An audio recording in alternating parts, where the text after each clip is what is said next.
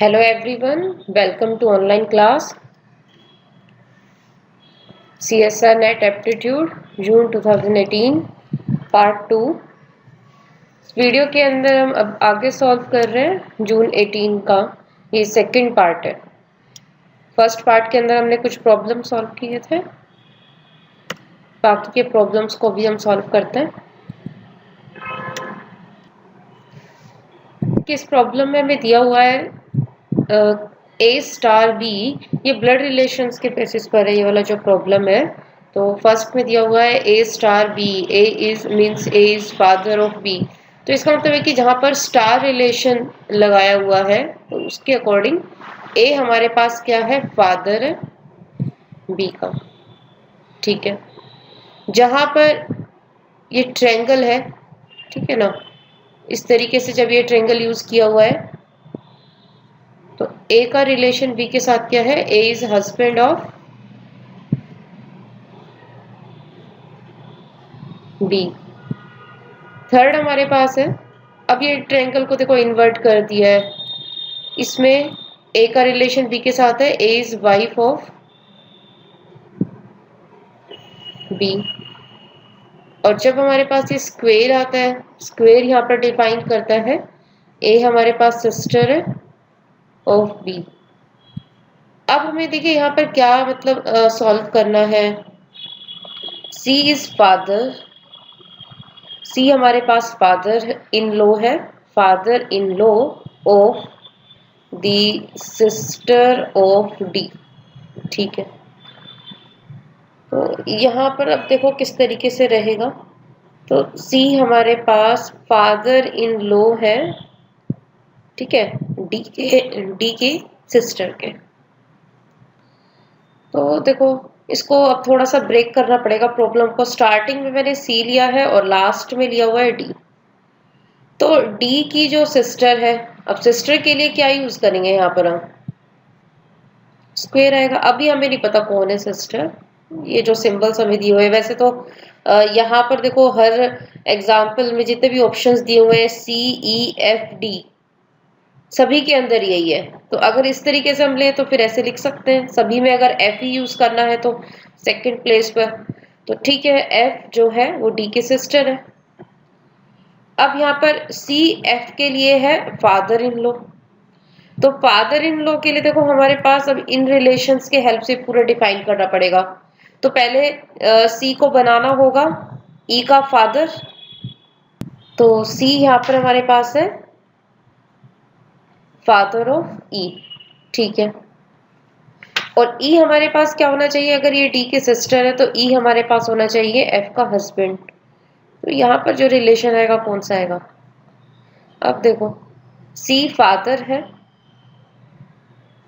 ई के लिए, ई हस्बैंड है एफ के लिए, और एफ सिस्टर है डी के लिए। तो अब ये जो हमारे पास दिया हुआ था C is father in law of D, अगर हम लास्ट फर्स्ट और लास्ट के बीच में रिलेशन देखेंगे तो हमारे पास ये जो रिलेशन पूछा हुआ है वो आ जाएगा father in law. Father in law है ये एफ डी के सिस्टर एफ के, जो भी पूछा हुआ। तो करेक्ट ऑप्शन यहाँ पर जो हमारे पास आ रहा है फोर्थ। नेक्स्ट प्रॉब्लम दिया हुआ है, in A 100 metre race A beats B by 10 metre. ठीक है, ये हमारे पास एक 100 मीटर रेस है और ए ने इसको पहले कंप्लीट कर लिया है, और इसने जब बी, यहाँ पर देखो जब बी आ रहा था तो बी ने सिर्फ कितना ट्रेवल किया, 90 मीटर, क्योंकि इसने इसको 10 मीटर से बीट किया। B beat C bye 5 metre. जब बी हमारे पास यहाँ 100 मीटर कंप्लीट कर लेता है, सी उतने टाइम के अंदर सिर्फ 95 मीटर यहाँ पर ये ट्रेवल करेगा। By how many metres does A beat C. तो अब हमें ये पता करना है कि ए ने सी को कितने मीटर से बीट किया है। अब इसको कैसे सॉल्व करेंगे, तो यहाँ पर वेलोसिटीज हमें जनरल मतलब जो है कैलकुलेट करनी है। देखो जी बराबर टाइम था, यहाँ पर टाइम t1 मान लेते हैं, t1 टाइम लगा ए को 100 मीटर ट्रेवल करने में, और उतनी ही देर में बी ने 90 मीटर ट्रेवल किए थे, इसीलिए बी जो है वो हार जाता है और ए हमारे पास इसको जीत जाता है।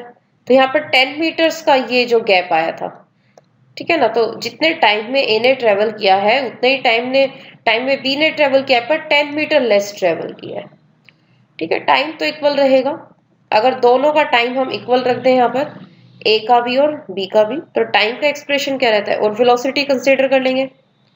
इसके लिए वेलोसिटी वी ए है, बी के लिए वेलोसिटी कितना है, वी बी।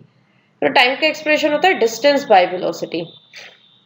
ए ने जो डिस्टेंस ट्रेवल किया है 100 बाय वेलोसिटी कितना हो गया, V A 90 by V B. ठीक है, तो यहां से अगर हम पूरा कैलकुलेट करें तो हमारे पास कितना आएगा, देखो यहां से आएगा वी बी कितना है 9/10 V A, 9/10 times V A. इसी तरीके से बी और सी के लिए सॉल्व कर सकते हैं। जितने टाइम में हम मान लेते हैं T2 टाइम लगा, जितने टाइम में बी ने 100 मीटर ट्रेवल किया और उतना ही टाइम सी ने लिया पर 95 मीटर्स ट्रेवल किया है। तो यहाँ पर फिर से ऐसे ही टाइम इक्वल ले लेते हैं, बी के लिए भी और सी के लिए भी। टाइम का एक्सप्रेशन हमारे पास क्या है यहाँ पर, डिस्टेंस बाय स्पीड। तो डिस्टेंस कितना ट्रेवल किया इसने, 100 मीटर। स्पीड कितना था, तो इसका स्पीड हमने माना हुआ है वीबी और सी वाले का हो जाएगा वीसी, 95 बाय वीसी। अब इसके बाद देखिए यहां से अगर हम वीसी कैलकुलेट करते हैं, वीसी कितना आएगा 95 बाय 100 टाइम्स वीबी। इसको पूरा सॉल्व करोगे तो 19/20, वीबी कितना है 9/10 वीए। ये हमारे पास आ गया इन दोनों की स्पीड्स का रेशो। पूरा कैलकुलेट करने के बाद देखो जब इसको हम डिवाइड करते हैं, पूरा सॉल्व करेंगे, तो यहाँ से फाइनल कितना आएगा 0. यानी जो वीसी स्पीड है वो कितना है 0.855 टाइम्स है वीए के। तो हमें ये यहाँ पर बताना था कि ए ने सी को कितने मीटर्स से बीट किया है। तो देखो किस तरीके से कैलकुलेट करेंगे इसे। अब जितने टाइम में ए ने 100 मीटर ट्रेवल किया, वो टाइम टी मान लेते हैं, उतने ही टाइम में हम मान लेते हैं सी ने एक्स डिस्टेंस ट्रेवल किया है। तो दोनों का अगर ये टाइम इक्वल है, टाइम का एक्सप्रेशन क्या रहता है, टाइम हो जाएगा डिस्टेंस बाय स्पीड। इसी तरीके से यहाँ पर निकालेंगे डिस्टेंस बाय स्पीड। अभी हमने कैलकुलेट किया ये रेशो VC बाय VA। तो VC by VA 100 into VC by VA, तो ये हमारे पास देखो VC बाय VA है 0.855। तो इधर से x डिस्टेंस जो ट्रेवल है ना, मीटर्स आ गया। तो इसका मतलब ये कि जितने टाइम में A ने 100 मीटर ट्रेवल किया था उतने टाइम में C ने 85.5 मीटर ट्रेवल किया है। तो A ने C को कितने डिस्टेंस से बीट किया है, तो ये जो डिस्टेंस हमारे पास आएगा ये आएगा 14.5 मीटर। तो ये हमारे पास करेक्ट ऑप्शन है, फोर्थ आएगा इसका करेक्ट ऑप्शन। नेक्स्ट प्रॉब्लम है, if all the angles of a triangle are prime numbers which of the following could be one such angle. तो इसमें पूछा हुआ है कि अगर एक ट्रायंगल के सारे जो एंगल है वो प्राइम हो तो हमारे पास कोई एक इनमें से पॉसिबल प्राइम एंगल क्या हो सकता है। इसको किस तरीके से सॉल्व करेंगे, देखिए हमें ये पता है कि ट्रायंगल अगर कोई है ABC, इसके तीनों एंगल्स का जो सम रहेगा, तीनों एंगल्स का सम कितना रहेगा 180। अगर तीनों एंगल्स का सम 180 है तो ABC तीनों ही प्राइम है, ये भी हमें गिवन है। तो एक बार थोड़ा सा देखते हैं कि प्राइम जो नंबर्स होते हैं किस तरीके से रहते हैं। देखिए 2, 3, 5, 7 जो या तो खुद से डिवाइड होते हैं या 1 से डिवाइड होते हैं। 11, 13 के बाद इधर हो जाएगा जैसे 17, 19, 23, इस तरीके के नंबर्स हैं। तो यहाँ पर हमें तीन नंबर्स का सम इस तरीके से चाहिए, तीन प्राइम नंबर का सम ऐसा होना चाहिए कि 180 के इक्वल आ जाए। ठीक है, तो यानी हमें तीन नंबर्स को ऐड करके लास्ट में 0 लेकर आना है। तो ऐसा कुछ पॉसिबल है कि अगर हम 3 नंबर्स को ऐड करें और लास्ट में 0 आ जाए। तो इसके लिए देखो ऑप्शन जैसे यहाँ पर क्या बन रहा है कि अगर हम देखो 7 5 लेते हैं, मोस्टली ये देख लेते हैं कि हर प्राइम नंबर के लास्ट में आता क्या है। तो हर प्राइम नंबर के लास्ट में या तो 1 है या 3 है, 5 7 9 ओड नंबर्स आते हैं। जनरली हमारे पास जो रहते हैं ओड नंबर्स आते हैं। ठीक है, दो ओड नंबर का सम, देखो अगर तीनों ही प्राइम नंबर है, अगर 3 प्राइम नंबर है, तीनों प्राइम नंबर का जो सम होगा और तीनों ही हमारे पास ओड है, क्योंकि लास्ट में सबके मोस्टली क्या है ओड, सिर्फ एक को छोड़कर। अभी इसको छोड़ देते हैं फिलहाल के लिए, क्योंकि सिर्फ एक ही इवन प्राइम नंबर होता है 2। बाकी जितने भी प्राइम नंबर होते हैं सबके लास्ट डिजिट में ओड नंबर आता है। तो कभी भी ऐसा होगा कि हम 3 नंबर्स को हम जोड़ेंगे, 3 ओड नंबर्स को अगर हम ऐड करते हैं तो हमारे पास जो आंसर है वो कोई इवन आ जाए। चेक कर सकते हैं यहाँ पर, अगर हम 4 5 9 हो जाएगा, अगर इनको ऐड करते हैं तो भी 15।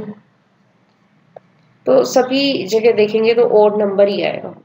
अगर 3 ओड नंबर्स को आप ऐड करोगे तो आंसर में भी क्या आएगा,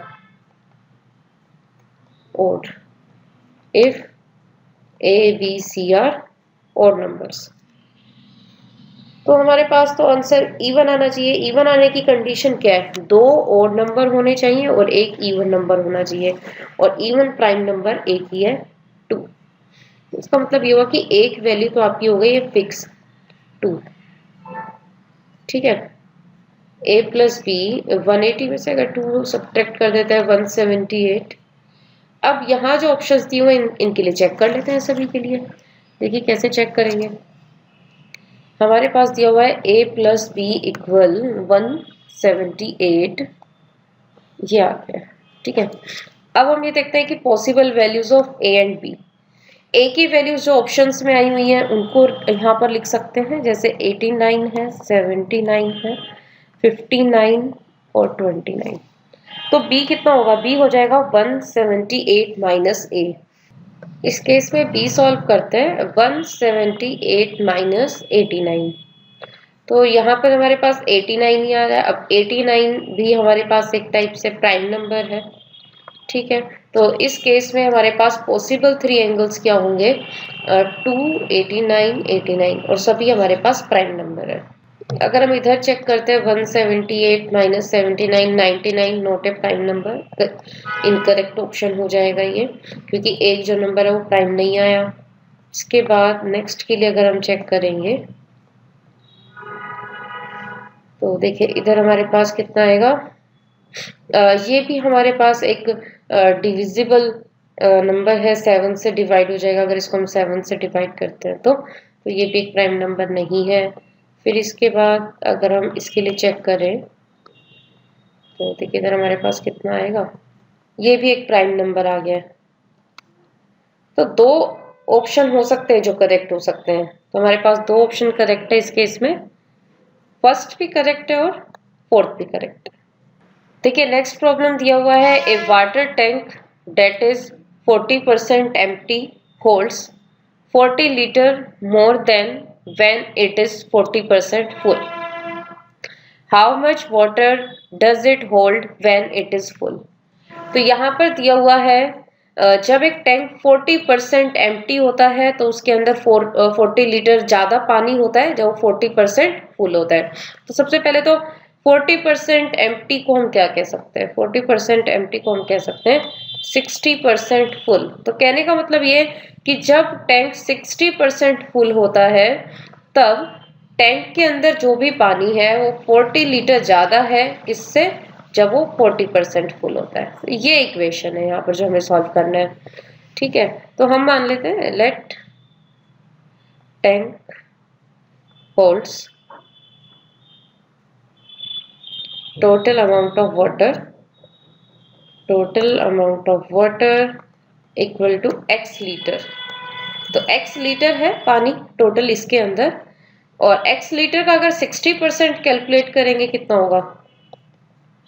ठीक है, तो ये जो 60% जब फुल है तो ये 40% वाले पानी से 40% जब टैंक फुल है उससे 40 लीटर ज्यादा है, तो ये 40% कैलकुलेट कर लिया है। अब पूरा इक्वेशन जो है ना हम ये सॉल्व कर सकते हैं।